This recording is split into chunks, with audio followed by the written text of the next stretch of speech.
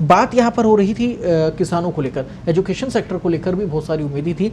एक बहुत ही अच्छा पॉइंट यहाँ से निकल कर आया कि प्रतियोगी परीक्षा के लिए समान पात्रता परीक्षा इस बार हो पाएगी। बहुत बड़ी चुनौती थी तमाम उन स्टूडेंट्स के लिए जो लंबे समय से एग्जाम दे रहे थे और हर एग्जाम के लिए अलग से तैयारी करने बैठते थे। क्या आप कितना इसे सबल उनके लिए मानते, कितनी उनके लिए हेल्पफुल मानते हैं? I think this is a good step. I appreciate this step, क्योंकि इससे एक आप तैयारी करेंगे और एक समान स्तर के ऊपर हो जाएगी। वैसे भी हम लोगों जो कैटेगराइज कर देते हैं कि इतने परसेंट का person is qualified to give this exam, that also we need to check कि भाई अलग अलग उसके लिए जो which is called reservation, I think we should check at that level also.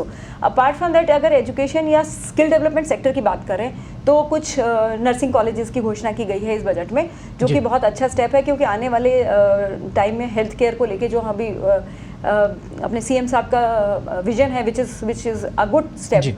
Apart from that, जो सबसे बड़ा जो चैलेंज इस तरफ अभी है कृपा शंकर जी, वो है जॉब्स का, नौकरियों का। उसमें इन्होंने 50,000 जॉब की बात करी है अभी, जो कि एक बहुत ही कम फिगर है।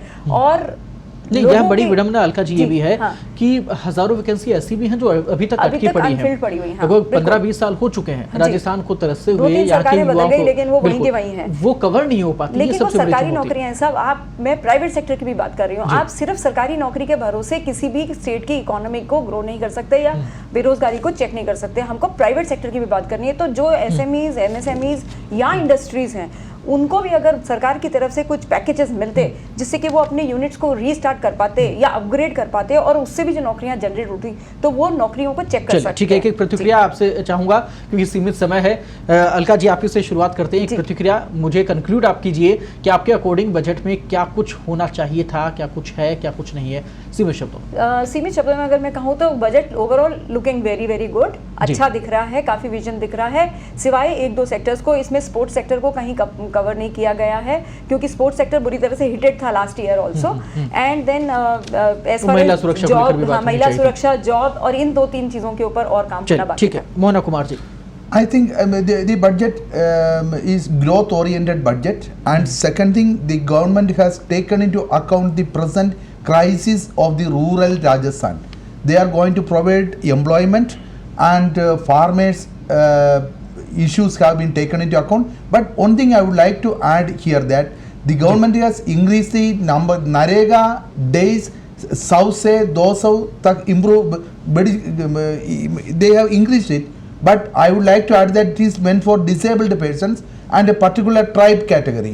But I think it should be increased to all women, and particularly tribal women. That is very very important during COVID. Second, I would like to one more point, that there should be some provision for monopoly procurement of agriculture commodities. That is very very important for Rajasthan. Okay, Ramlakhan Meena ji. Sir, आप देखिए, गहलोत जी की जो छवि है गांधीवादी नेता की छवि है, और गांधी जी की जो किताब हम हिंद स्वराज की जब बात करते हैं तो वो बेसिकली जो हमारे जो उद्योग और कुटीर जो उद्योग धंधे हैं, छोटे जो लेवल पे जो गाँवों में जो रोजगार पैदा कर सकते हैं।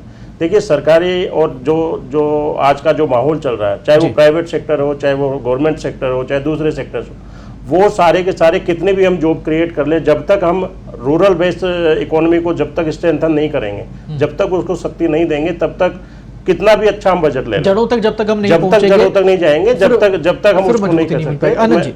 जी, मेरा मानना है कि कोई भी सरकार हो, चाहे राजस्थान में बीजेपी की सरकार रही हो, चाहे कांग्रेस की सरकार रही हो, 22 साल में राजस्थान ने सिर्फ 2 मुख्यमंत्री देखे हैं, अशोक गहलोत और वसुंधरा राजे जी।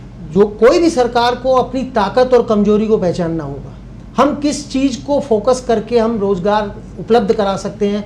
पर्यटन राजस्थान में विपुल संभावना है, लेकिन दुर्भाग्य की बात है 25 साल में कई सरकारें आई और चली गई, लेकिन पर्यटन को हम नीति बनाएंगे, पर्यटकों को आगे लाने के लिए ये करेंगे, सुनते सुनते सुनते 25 साल हो गए, लेकिन वो धरातल पर आज तक नहीं उतरी। शेखावाटी जो पर्यटन सर्किट की आज सीएम ने बात की है, सीएम साहब ने, वो कई बार उठ चुकी, वो बात घोषणाएं हो जाती है, बहुत अच्छी लगती है, यही बड़ी विडंबना है। लेकिन वो वाकई लागू हो तो वाकई शेखावाटी का विस्तार हो सकता है। बिल्कुल सही कहा आपने, सुनते सुनते और मैं ये कहूं कि देखते देखते कागजों में वो चीजें लंबी होती जा रही हैं, समय निकलता जा रहा है, लेकिन राजस्थान का विकास उस प्रकार से नहीं हो पा रहा। जितने संसाधन यहाँ पर उपलब्ध हैं, जितनी यहाँ पर लोगों में पावर है, शक्ति है उस काम को करने की, पर उस प्रकार से उन्हें वो चीजें मिल नहीं पा रही जिस प्रकार से, और जिसके वो हकदार भी हैं। तो इसलिए जरूरी है, अच्छी घोषणाएं हुई, मिला जुला बजट इसे कहा जा रहा है, सभी सेक्टर्स को छूने की कोशिश की गई, लेकिन अब सबसे बड़ी बात यह है कि इंप्लीमेंट इसका हो।